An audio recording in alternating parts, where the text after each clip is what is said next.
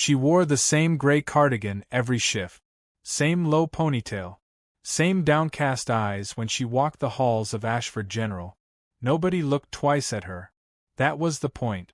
For 6 years, Nurse Dana Reyes had been invisible on purpose. Quiet hands, quiet voice, quiet past.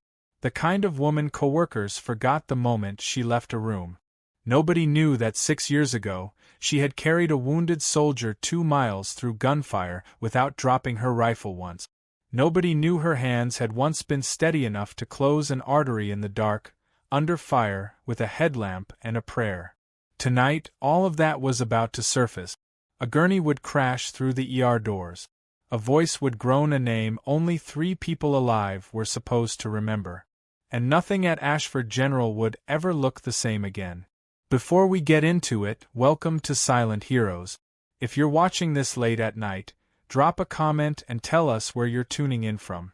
And if you think you know what Dana is hiding, guess it in the comments before the reveal. Don't forget to like and subscribe, because these stories only get louder from here. Now back to Dana. Ashford General sat on the edge of a mid-sized city, the kind of hospital that saw car wrecks and heart attacks, not war wounds. Dana had chosen it for exactly that reason. No trauma surgeons who might recognize old technique. No visiting officials. Just fluorescent lights, vending machines, and predictable chaos.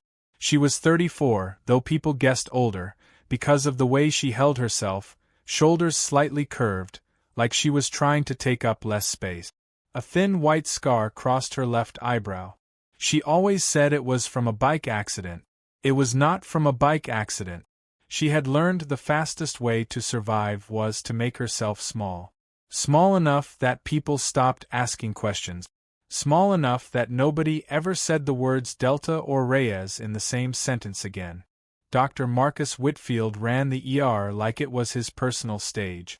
51, silver-haired, always trailed by residents who laughed a beat too fast at his jokes.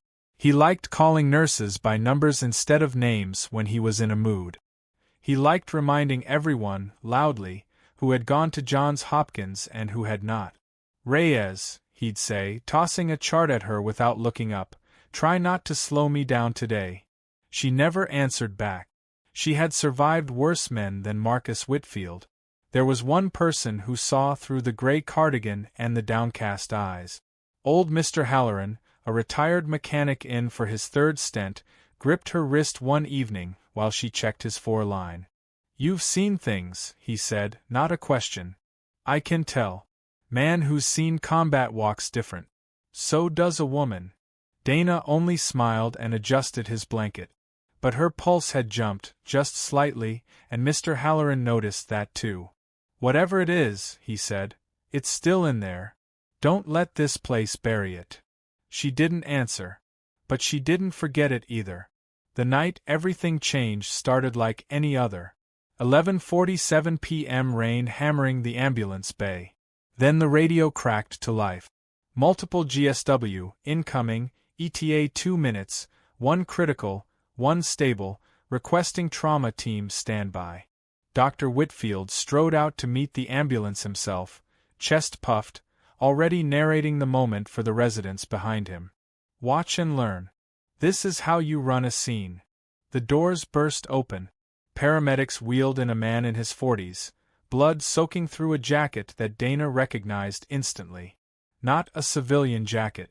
Military issue, faded, patched at the shoulder with a unit insignia she hadn't seen in 6 years. Her stomach dropped. Whitfield began barking orders, confident, fast, and wrong. Chest tube, left side now. Dana's eyes moved over the wound pattern in half a second.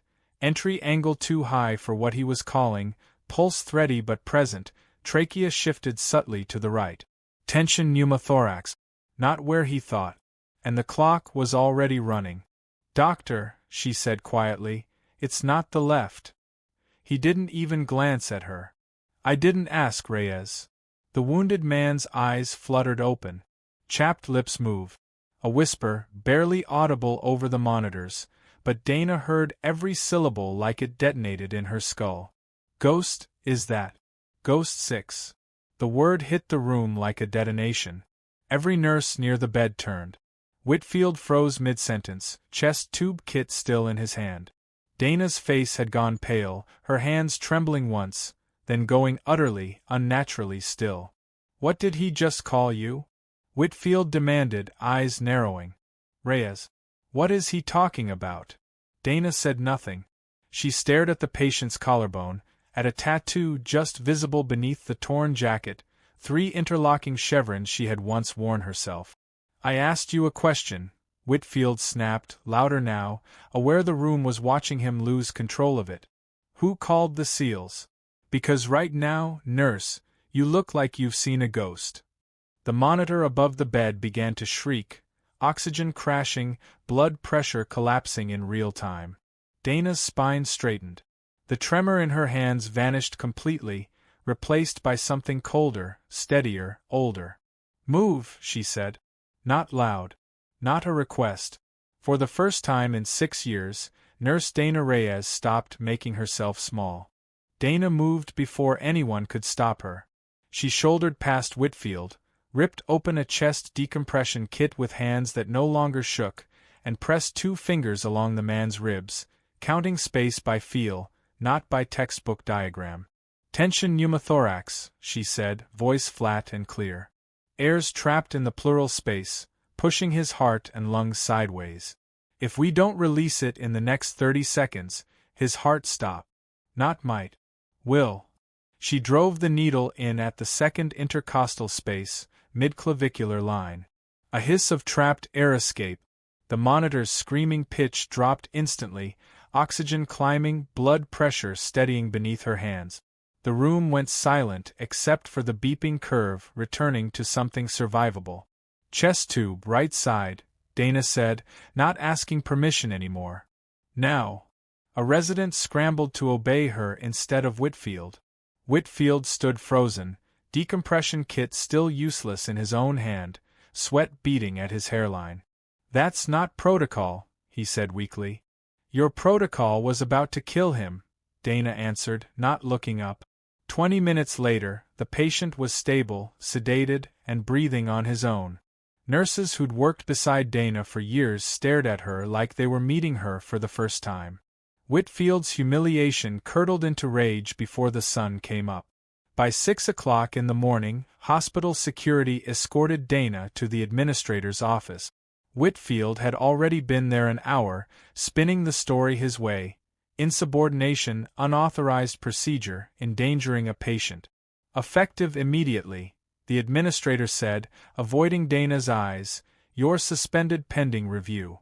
"No," Dana said. "I am just done hiding." She walked back onto the floor anyway. The patient, still listed critical, needed monitoring. Whitfield's team didn't know how to read. A crowd of nurses and residents gathered outside the room, watching her work, watching Whitfield fume, watching the balance of the room quietly tip against him. At 7:15, 4 black SUVs pulled into the ambulance bay. Men and women in unmarked tactical gear walked through the doors like they owned the building. At their center, a gray-haired man in uniform, silver eagles on his shoulders, scanned the room until his eyes landed on Dana. "Ghost 6, he said, and every witness in the hallway went still. "Master Sergeant Dana Reyes," he continued, voice carrying, "combat medic, Naval Special Warfare Attachment. Silver Star. Bronze Star with Valor.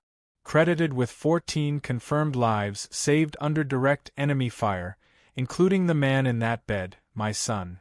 Whitfield's face drained of color. "You," the officer said, turning to him, "suspended a decorated combat medic for saving a life you were about to lose."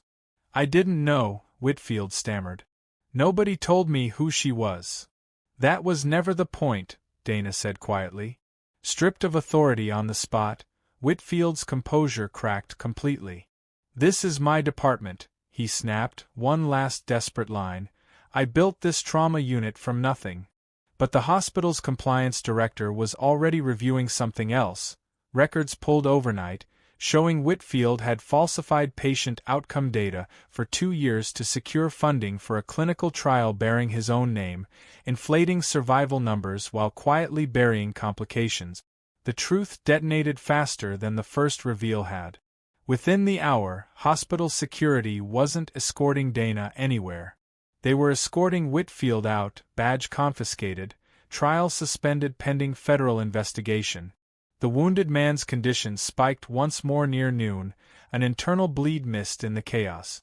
Dana was already in the ore gown before anyone paged her. BP's dropping, 60/40, a resident called. Clamp, Dana said, hands steady, 60/40 and dropping, 40/20, hold pressure, don't lose him. The wounded man's lips moved beneath the mask, faint, ghost, don't let me go, like you didn't let go of Danny. Dana's throat tightened. Danny, her brother in arms, lost 6 years ago in the same unit, the reason she'd buried this identity in the first place. I've got you, she said.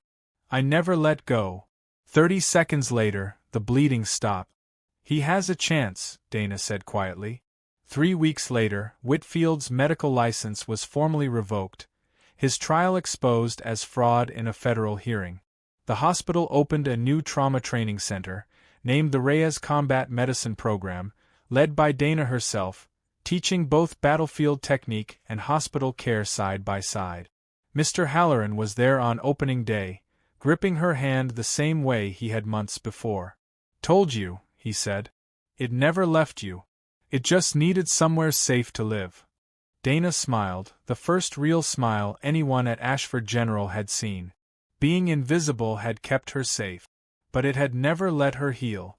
Sometimes the bravest thing a person can do isn't hiding what they survived. It's letting people see it and letting it finally serve a purpose.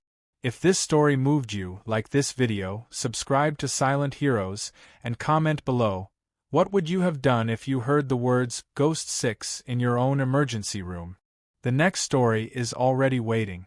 The end.